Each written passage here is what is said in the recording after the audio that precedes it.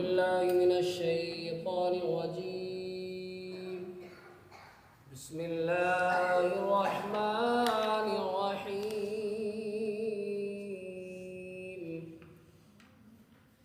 وأمر أهلك بالصلاة واصطبر عليها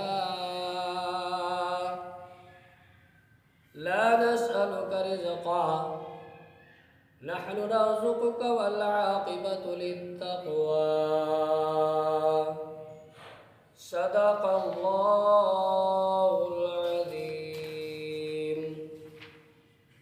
سورہ طٰہٰ کی ایک آیت کی تلاوت کی گئی، آیت نمبر 132. اس آیت میں اللہ تبارک و تعالیٰ ارشاد فرما رہا ہے کہ تم اپنے گھر والوں کو نماز کا حکم دو اور خود اس پر ثابت رہو. کچھ ہم تم سے روزی نہیں مانگتے ہیں، ہم تمہیں روزی دیں گے اور انجام کا بھلا پرہیزگاری کے لیے. اللہ تبارک و تعالیٰ کا ارشاد ہے وَأَمُرْ أَهْلَكَ بِالصَّلَاةِ، اور اپنے گھر والوں کو نماز کا حکم دو. وَاصْطَبِرْ عَلَيْهَا، اور خود بھی نماز پڑھ. لَا نَسْأَلُكَ رِزْقًا، ہم تجھ سے کوئی رزق نہیں مانگتے.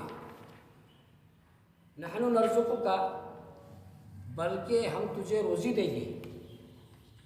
والعاقبۃ للتقویٰ، اور اچھا انجام پرہیزگاری کے لیے.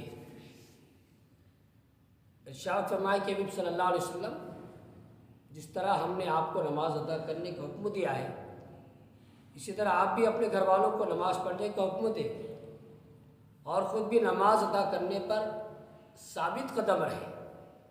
حضرت ابو سعید خدری رضی اللہ عنہ فرماتے ہیں جب یہ آیت کریمہ نازل ہوئی تو نبی کریم صلی اللہ علیہ وسلم 8 مہینے تک حضرت علی کرم اللہ وجہ الکریم کے دروازے پر صبح کی نماز کے وقت تشریف لاتے رہے اور فرماتے الصلاۃ رحمکم اللہ انما یرید اللہ لیذهب عنکم الرجس اہل البیت ویطہرکم تطہیرا.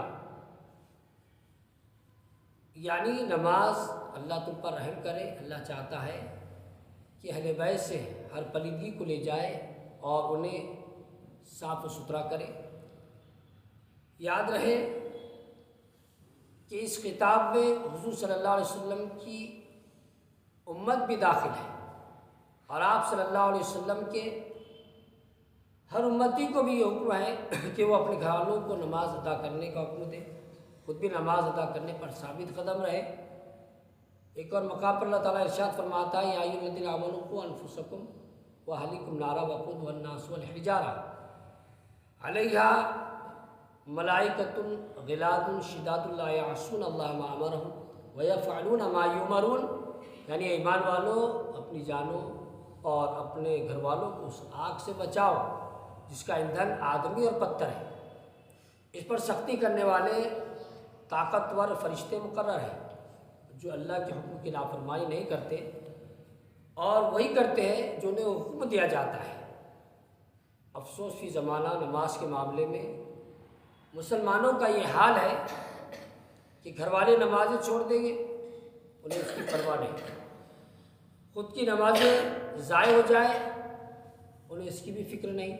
اور کوئی شخص نماز چھوڑنے پر انہیں آخرت کا حساب اور عذاب سے ڈرائے انہیں اس کا احساس نہیں. اللہ تعالیٰ انہیں ہدایت عطا فرمائے اور نہ صرف خود نماز پڑھے بلکہ اپنے گھر والوں کو بھی نمازی بنانے کی ہمت اور توفیق نصیب فرمائے. ولا نسألک، اس کا ارشاد فرمائے کہ ہم تم سے کوئی روزی نہیں مانگتے اور اس بات کا پابند نہیں کرتے کہ ہمارے مخلوق کو روزی دو یا اپنے نفس اور اپنے اہل کی روزی کی ذمہ داری، بلکہ ہم تمہیں روزی دیں گے اور انہیں بھی.